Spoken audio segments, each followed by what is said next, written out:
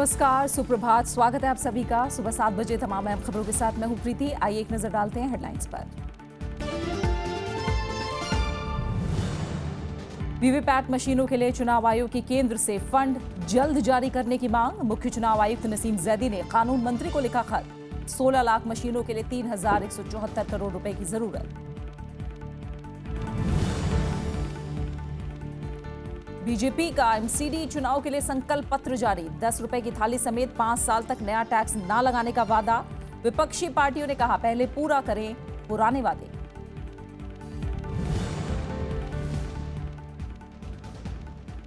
मौसम विभाग ने महाराष्ट्र, गुजरात, राजस्थान, पंजाब और हरियाणा में जारी की लू की चेतावनी। श्रीगंगानगर में पारा 46 के पार। अंडमान निकोबार में भारी बारिश का अनुमान।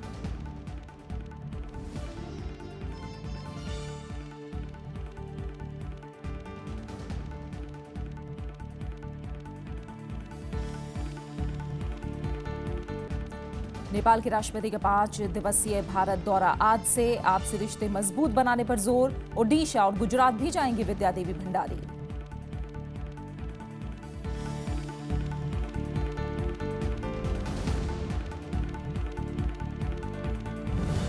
और साई प्रणीत ने रचा इतिहास। सिंगापुर ओपन जीतने वाले बने पहले भारतीय पुरुष खिलाड़ी। फाइनल में हमवतन खिलाड़ी किदाम्बी श्रीकांत को दी शिकस्त।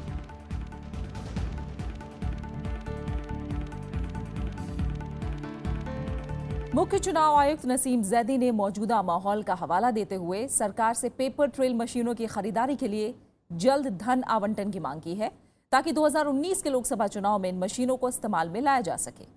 हाल ही में उत्तर प्रदेश और उत्तराखंड में चुनाव के बाद ईवीएम को लेकर सवाल उठे हैं। विपक्षी दलों ने ईवीएम के साथ छेड़छाड़ की बात कही है।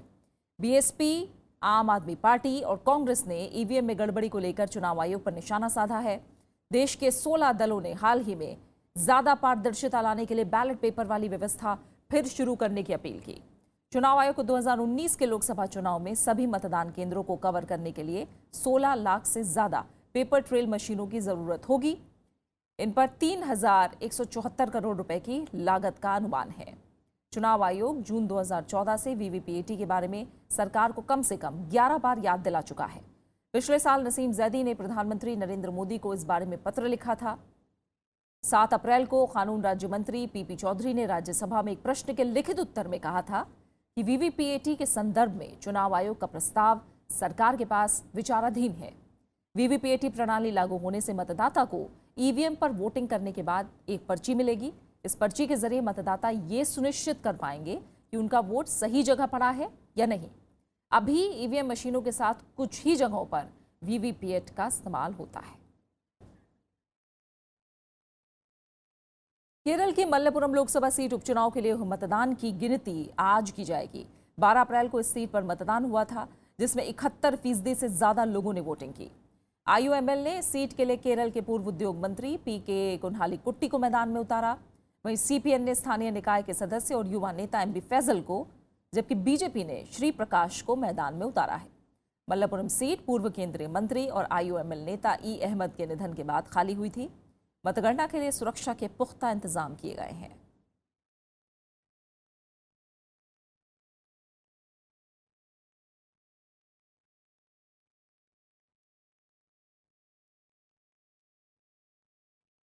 भारतीय जनता पार्टी ने आगामी एमसीडी चुनाव के लिए रविवार को अपना संकल्प पत्र जारी किया।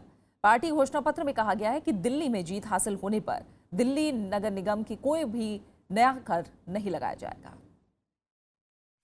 एमसीडी चुनाव के लिए जारी बीजेपी के संकल्प पत्र में कई वादे किए गए हैं। पार्टी ने कहा है कि हर वार्ड में दीनदयाल अंत्योदय रसोई योजना लागू की जाएगी। साथ ही गरीबों को 10 रुपए में भोजन की थाली मुहैया कराई जाएगी। पार्टी ने एमसीडी के कामों में पारदर्शिता लाने और विकास कार्यों में मॉनिटरिंग के लिए नोडल अधिकारी नियुक्त करने की भी बात कही है। हमें दिल्ली के लोगों को सारी सुविधाएं देनी है, उनका सारा हक देना है, लेकिन हम किसी भी प्रकार का नया कोई भी टैक्स एमसीडी में नहीं लगाएंगे। संकल्प पत्र में स्टार्टअप इंडिया में महिलाओं की भागीदारी बढ़ाने, किसी भी तरह का नया टैक्स न लगाने, दिल्ली को ढलाव मुक्त बनाने, घर घर जाकर कचरा इकट्ठा करने, सभी बाजारों की नाइट क्लीनिंग करने, ड्रेनेज सिस्टम में सुधार, सभी अस्थायी सफाई कर्मचारियों को नियमित करने और हर महीने RWA के साथ मीटिंग करके उनकी समस्याएं सुलझाने समेत तमाम वादे किए गए हैं। हर महीने उस वार्ड के सभी RWA के साथ हमारे पार्षद और वार्ड के निगम पदाधिकारी उनके साथ मीटिंग करेंगे और उनकी समस्याओं को दूर करने का क्या हुआ ये अगले महीने जवाब देंगे।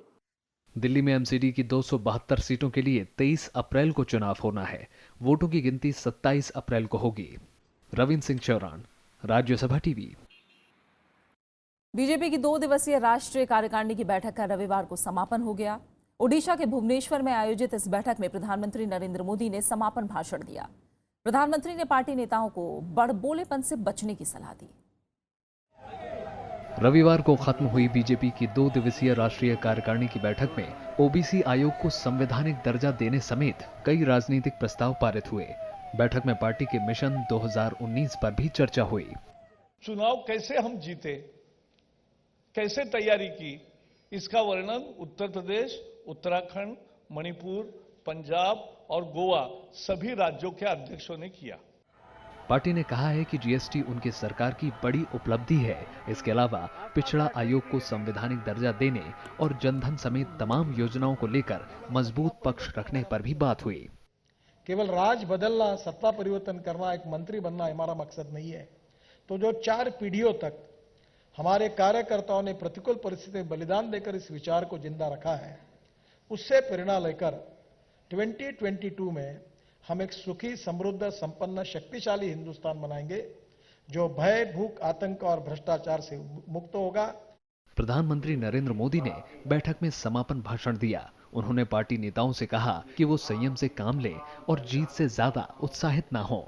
इस मौके पर उन्होंने EVM को लेकर विपक्ष के आरोपों को बेबुनियाद बताया। Bureau report, Rajya Sabha TV.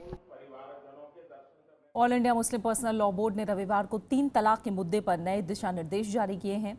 मुस्लिम पर्सनल लॉ बोर्ड ने कहा है कि जिन महिलाओं के साथ अन्याय हुआ है, बोर्ड उनकी हर संभव मदद करेगा।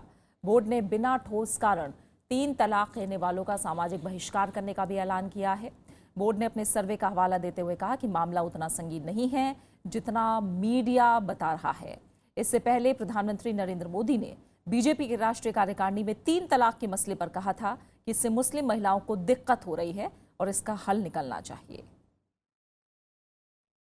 अब आज जो बोर्ड ने 3 तलाक के सिलसिले में कोड ऑफ कंडक्ट जारी किया है, उसका बुनियादी मकसद ये है कि अगर एक औरत के साथ नाइंसाफी हो तो वो भी हम लोग नाइंसाफी मानते हैं, 10 के साथ हो तो उसको भी हम लोग नाइंसाफी मानते हैं। लोग ये समझते हैं कि जो ये कोड ऑफ कंडक्ट जारी हुआ है इसको तमाम मुसलमान फॉलो करेंगे तो जितने भी केसेस 3 तलाक के आ रहे हों वो इंशाअल्लाह खत्म हो जाएंगे। तेलंगाना विधानसभा ने कल तेलंगाना नया आरक्षण विधेयक 2017 पारित कर दिया।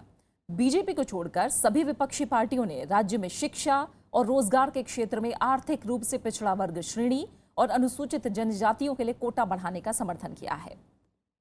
विधेयक में मुसलमानों के पिछड़े वर्ग के लिए कोटे में वर्तमान 4% को बढ़ाकर 12 और अनुसूचित जनजातियों के कोटे को वर्तमान 6% से बढ़ाकर 10% किया गया है। सदन की कार्रवाई शुरू होते ही बीजेपी विधायक अवरोध करने लगे, जिसके बाद 5 बीजेपी विधायकों को निलंबित कर दिया गया। वहीं विधेयक पर चर्चा का जवाब देते हुए मुख्यमंत्री चंद्रशेखर राव ने विश्वास जाहिर किया कि केंद्र इस विधेयक को मंजूर करे।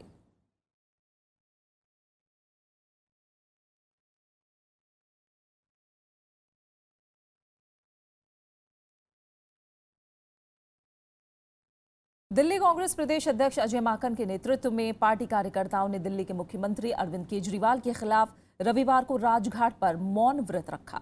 प्रदेश कांग्रेस ने शुंगलू कमेटी की रिपोर्ट में भ्रष्टाचार के आरोपों पर मुख्यमंत्री अरविंद केजरीवाल से इस्तीफा देने की मांग की। तत्कालीन लेफ्टिनेंट जनरल नजीब जंग ने आम आदमी पार्टी सरकार के कामकाज में गड़बड़ियों की जांच के लिए एक 3 सदस्यीय कमेटी बनाई थी। पूर्व CAG वीके शुंगलू की अध्यक्षता वाली इस कमेटी ने 404 फाइलों की जांच के बाद कई गड़बड़ियां पाई हैं। आप बने रहे हमारे साथ, लौट रहे एक छोटे से ब्रेक के बाद।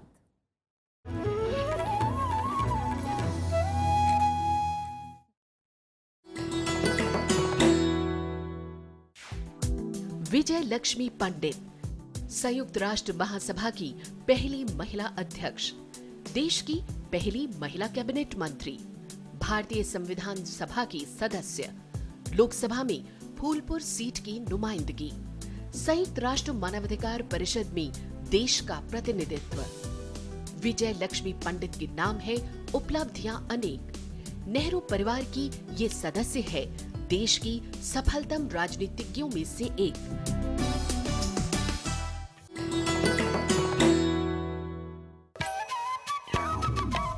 आदिवासी आबादी, आदिवासी समाज।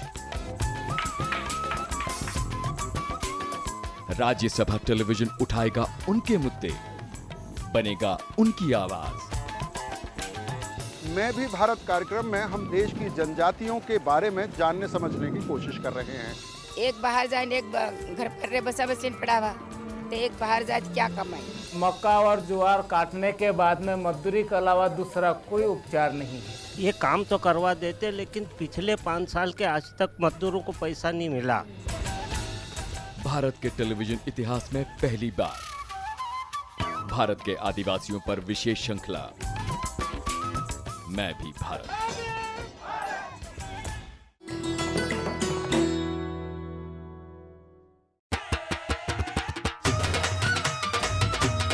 बैसाखी भारत का एक लोक त्योहार जिसमें लोग करते हैं रबी की फसल पकने पर खुशी का इजहार।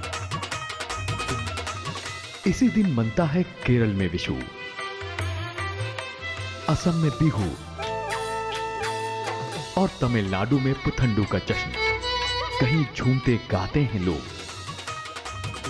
तो कहीं होते हैं अरदास और कीर्तन। पंजाब में इस दिन की दोगुनी है खुशियां क्योंकि बैसाखी पर ही गुरु गोविंद सिंह ने की खालसा पंथ की स्थापना।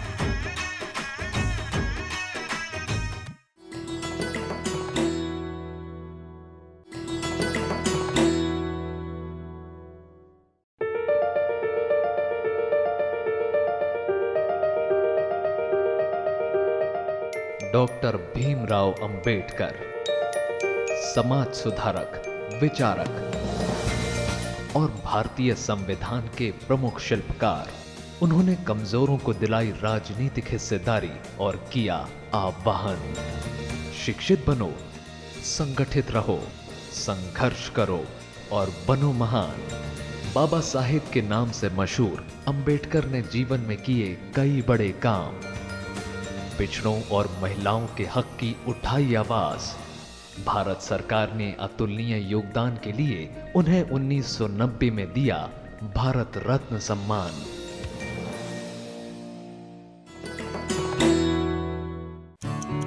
That clock ticked through the night. So much happened as you slept. So much you missed. Wake up to a complete roundup of news from India and abroad. Politics, strategy, business, sports. Keen analysis to kickstart your day. Watch Breakfast News weekdays at 8 a.m. on Rajya Sabha Television.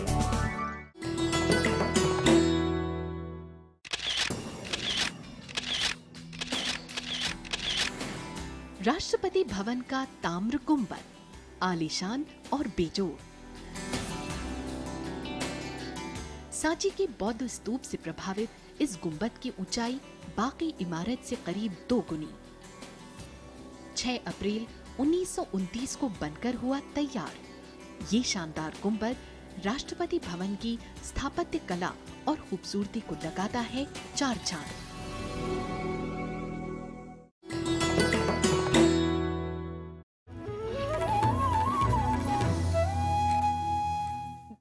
प्रधानमंत्री नरेंद्र मोदी गुजरात के 2 दिन के दौरे पर हैं। वो आज कई कार्यक्रमों में हिस्सा लेंगे। साथ ही 400 करोड़ रुपए की लागत वाले Kiran multi super speciality hospital and research centre का उद्घाटन करेंगे, जिसका निर्माण एक ट्रस्ट ने किया है। इसके बाद प्रधानमंत्री नरेंद्र मोदी सूरत के छपुर गांव में हीरा बोरसे SEZ जाएंगे, जहां वो Hari Krishna export private limited की हीरा पॉलिशिंग इकाई का उद्घाटन करेंगे। इसके अलावा प्रधानमंत्री वहां से तापी जिले के बीजापुर गांव जाएंगे, जहां सूरत जिला सहकारी दूध उत्पादन संघ के मवेशी चारा संयंत्र और आइसक्रीम संयंत्र का उद्घाटन करेंगे। प्रधानमंत्री नरेंद्र मोदी इसके साथ ही नवा पारदी में डेयरी उत्पाद संयंत्रों के लिए रिमोट से आधारशिला रखेंगे। प्रधानमंत्री नरेंद्र मोदी कल शाम गुजरात पहुंचे। प्रधानमंत्री बनने के बाद वो पहली बार सूरत पहुंचे। उन्होंने एयरपोर्ट से सर्किट हाउस तक 11 किलोमीटर लंबा रोड शो किया। प्रधानमंत्री का करीब 3 घंटे तक सूरत की सड़कों पर रोड शो चला। इस दौरान उमड़े लाखों लोगों ने उनका जोरदार स्वागत किया। आज राष्ट्रपति प्रणब मुखर्जी पटना में महात्मा गांधी के चंपारण सत्याग्रह की शताब्दी वर्ष समारोह में शामिल होंगे, जिसमें विभिन्न कार्यक्रमों का आयोजन करने की योजना है। बिहार सरकार आज से साल भर चलने वाले समारोह का शुभारंभ करेगी। महात्मा गांधी ने 10 अप्रैल 1917 को राज्य में पहली बार कदम रखा था।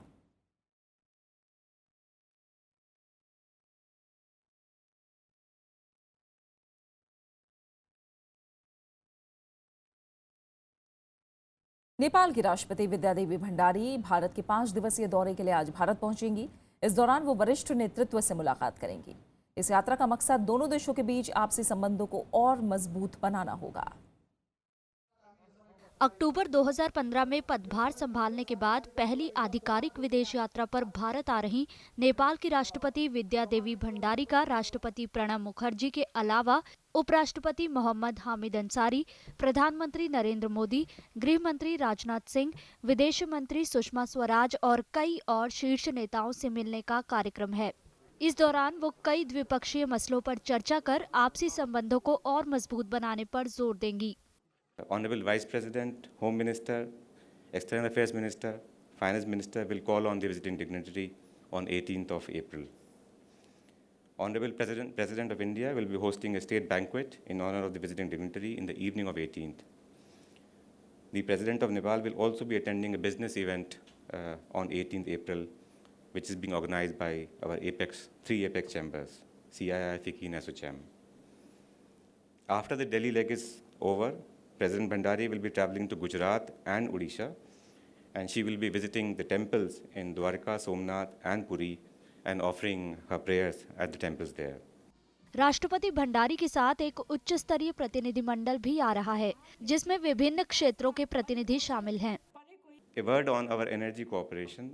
I must say that the energy cooperation between our two countries is witnessing a new high with the approval by the Union Cabinet last month, to be precise, the CCEA, on investment of rupees 5,723 crores for Arun 3 power project in Nepal, and with the operationalization of Muzaffarpur-Dhalkebar high capacity transmission line.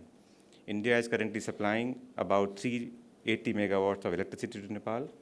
राष्ट्रपति भंडारी की यात्रा से भारत और नेपाल के बीच संबंधों को और मजबूती मिलेगी। राष्ट्रपति भंडारी को पिछले साल मई में भारत आना था, लेकिन उनके देश की सरकार की ओर से तैयारी पूरी न होने के कारण नेपाल के तत्कालीन प्रतिनिधिमंडल ने इस कार्यक्रम का समर्थन नहीं किया। मधेसी आंदोलन और नाकेबंदी की वजह से पिछले साल द्विपक्षीय संबंधों को मुश्किलों का सामना करना पड़ा था। नाकेबंदी के चलते भारत से नेपाल में की जाने वाली जरूरी सामानों की आपूर्ति बाधित हो गई थी। Bureau report, Rajya Sabha TV. तुर्की में हुए जनमत संग्रह में राष्ट्रपति रेसेप तैयब एर्दोगान को कामयाबी हासिल हुई है।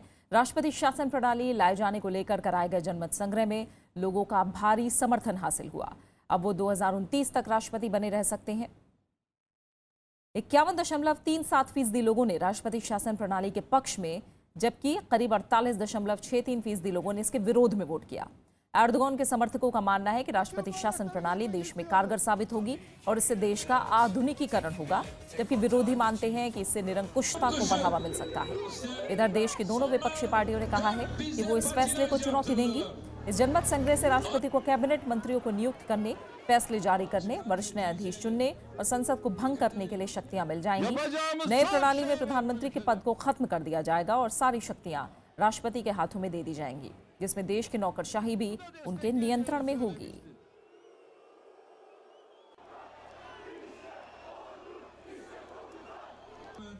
बात मौसम की। गर्मी और लू का प्रकोप जारी है। बढ़ते तापमान से जनजीवन अस्त व्यस्त है। राजस्थान के श्रीगंगानगर में सबसे ज्यादा 46 डिग्री सेल्सियस तापमान दर्ज किया गया। मौसम विभाग ने बिहार, पश्चिम बंगाल, असम और मेघालय में आंधी तूफान की चेतावनी जारी की है। अंडमान में अगले 24 घंटे में भारी बारिश की चेतावनी दी गई है। पसीने और गर्मी से बेहाल लोग, छांव तलाशती आंखें। बढ़ते पारे ने लोगों का हाल और बुरा कर दिया है। दिल्ली समेत देश के ज्यादातर इलाकों में पारा 40 के पार जा चुका है। ऐसे में लोग दोपहर के वक्त घरों से निकलने से परहेज कर रहे हैं। मौसम विभाग ने महाराष्ट्र, गुजरात, राजस्थान, पंजाब और हरियाणा में अगले 3-4 दिनों में लू चलने की चेतावनी दी है। नागपुर के अलावा वर्धा सबसे ज्यादा बढ़ रहा है। नागपुर से भी ज्यादा वर्धा का टेम्परेचर ज्यादा है 45.0। इसके साथ साथ अकोला भी 44. आज तो अकोला ने भी 44.5 का रिकॉर्ड हुआ है, 44.6 का। बढ़ती गर्मी से लोगों के सामने पीने के पानी की समस्या भी विकराल होती जा रही है। पानी की तलाश में लोगों को कई किलोमीटर का सफर तय करना पड़ रहा है। ये हाल है कर्नाटक के कई इलाकों का। कर्नाटक के कलबुर्गी जिले में बच्चे, बड़े, बूढ़े सभी सारा दिन पानी इकट्ठा करने की जुगत में लगे रहते हैं। 3-4 किलोमीटर दूर चलने के बाद पानी का एक घड़ा मुश्किल से नसीब हो पाता है। बच्चे को उनको बावड़ी को भेजना पड़ता है पानी के लिए, पढ़ाई वो सब छोड़ के। हम भी पढ़ाई कर गए हैं, पानी के लिए पढ़ाई छोड़ दिया है हमने। नहाने को पानी नहीं, धोने को पानी नहीं, तकलीफ ही पीने को पानी नहीं, जाना इधर घड़ा लेकर उधर कोई भागते देते नहीं। गर्मी का असर लोगों के स्वास्थ्य पर भी पड़ा है। लोग सर दर्द, बेचैनी, लू लगने जैसी कई समस्याओं से परेशान हैं। ओडिशा में अब तक 2 लोगों की लू लगने से मौत हो चुकी है। Bureau report, Rajya Sabha TV. और बात खेलों की। भारतीय पुरुष बैडमिंटन खिलाड़ी बी साई प्रणीत ने कल हमवतन किदाम्बी श्रीकांत को हराकर सिंगापुर ओपन बैडमिंटन टूर्नामेंट का पुरुष एकल खिताब जीत लिया। कल खेले गए फाइनल मुकाबले में प्रणीत ने भारत के ही श्रीकांत किदाम्बी को 17-21, 21-17, 21-12 से हरा दिया। भारतीय बैडमिंटन के लिहाज से ये ऐतिहासिक दिन रहा। पहली बार किसी सुपर सीरीज टूर्नामेंट के फाइनल में भारत के 2 पुरुष खिलाड़ी आमने सामने थे। प्रणीत इस खिताब को जीतने वाले पहले भारतीय पुरुष खिलाड़ी बन गए हैं। प्रणीत के करियर का भी ये पहला सुपर सीरीज खिताब है।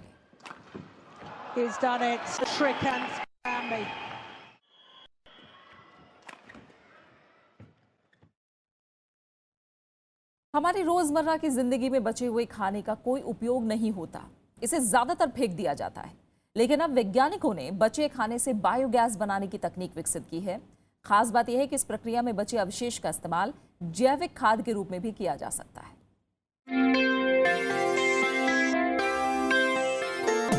ऐसा लगभग हर जगह पाया गया है कि बचे हुए खाने को या तो पशुओं को खिला दिया जाता है या फिर फेंक दिया जाता है। लेकिन क्या हो अगर इसी बचे हुए खाने से उपयोग में आने वाली कोई चीज बना ली जाए। इसी कड़ी में Indian Institute of Engineering, Science and Technology Shibpur में centre of excellence for green energy and sensor system के वैज्ञानिकों ने खाद्य अवशेषों से बायोगैस बनाने की तकनीक विकसित की है, जिसमें एनारोबिक डाइजेशन प्रक्रिया द्वारा किचन से बचे हुए खाद्य पदार्थों से बायोगैस बनाई जाती है। There are 2 trolleys who collect the kitchen waste and the food waste from different hostels and different residential places and bring them to our biogas units where they are properly segregated and shredded and put into the machine where from that the mix goes into the biodigester, and from the digester the gas is produced and that biogas is then fed to the engine which then produces electricity. Biogas के निर्माण के लिए hostels, घरों और होटलों से बड़ी मात्रा में बचे हुए खाद्य पदार्थ को 1000 किलोग्राम क्षमता वाले प्लांट में पानी के साथ मिलाकर उसका तरल रूप तैयार किया जाता है। इसके बाद दूसरे प्लांट में डालकर इसे 40 से 45 दिनों तक छोड़ दिया जाता है और इसमें मौजूद पानी को अलग कर लिया जाता है। फर्मेंटेशन की प्रक्रिया के द्वारा इस प्लांट में मीथेन गैस तैयार होती है, जिसे अलग कर इसका इस्तेमाल जनरेटर में और भोजन बनाने में किया जाता है। खास बात ये भी है कि इस प्रक्रिया में बचे अवशेष का इस्तेमाल जैविक खाद के रूप में किया जा सकता है। ये तकनीक पूरी तरह से सुरक्षित है और इसका सफल परीक्षण किया गया है।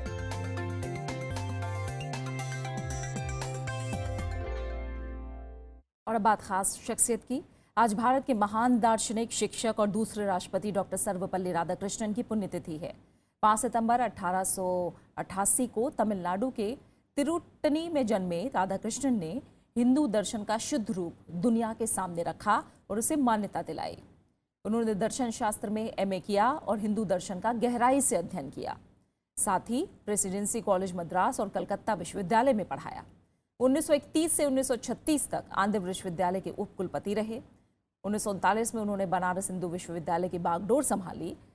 उन्होंने ऑक्सफोर्ड और हार्वर्ड जैसे विश्वविद्यालयों में भी लेक्चर दिए। आजादी के बाद 1952 में डॉक्टर सर्वपल्ली राधाकृष्णन देश के पहले उपराष्ट्रपति बने। 1962 में उन्हें भारत का राष्ट्रपति चुना गया। 1954 में उन्हें भारत रत्न से सम्मानित किया गया था। डॉक्टर सर्वपल्ली राधाकृष्णन का 86 साल की उम्र में आज ही के दिन 1975 में चेन्नई में निधन हुआ था। और अब आखिर में हेडलाइंस। वीवीपैट मशीनों के लिए चुनाव आयोग की केंद्र से फंड जल्द जारी करने की मांग। मुख्य चुनाव आयुक्त नसीम जैदी ने कानून मंत्री को लिखा खत। 16 लाख मशीनों के लिए 3,174 करोड़ रुपए की जरूरत।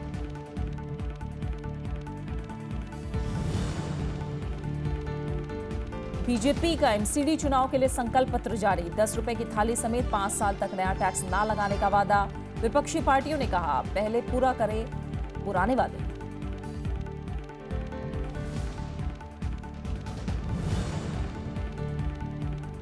मौसम विभाग ने महाराष्ट्र, गुजरात, राजस्थान, पंजाब और हरियाणा में जारी की लू की चेतावनी।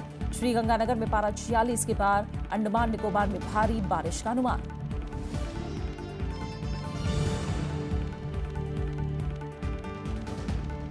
नेपाल के राष्ट्रपति का 5 दिवसीय भारत दौरा आज से। आपसी रिश्ते मजबूत बनाने पर जोर। ओडिशा और गुजरात भी जाएंगी विद्या देवी भंडारी।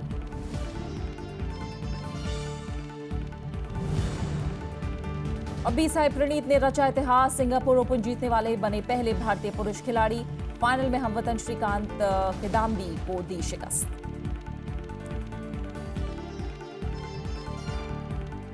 और इसी के साथ फिलहाल इस बुलेटिन में इतना ही। आगे देखिए मीडिया मंथन। नमस्कार।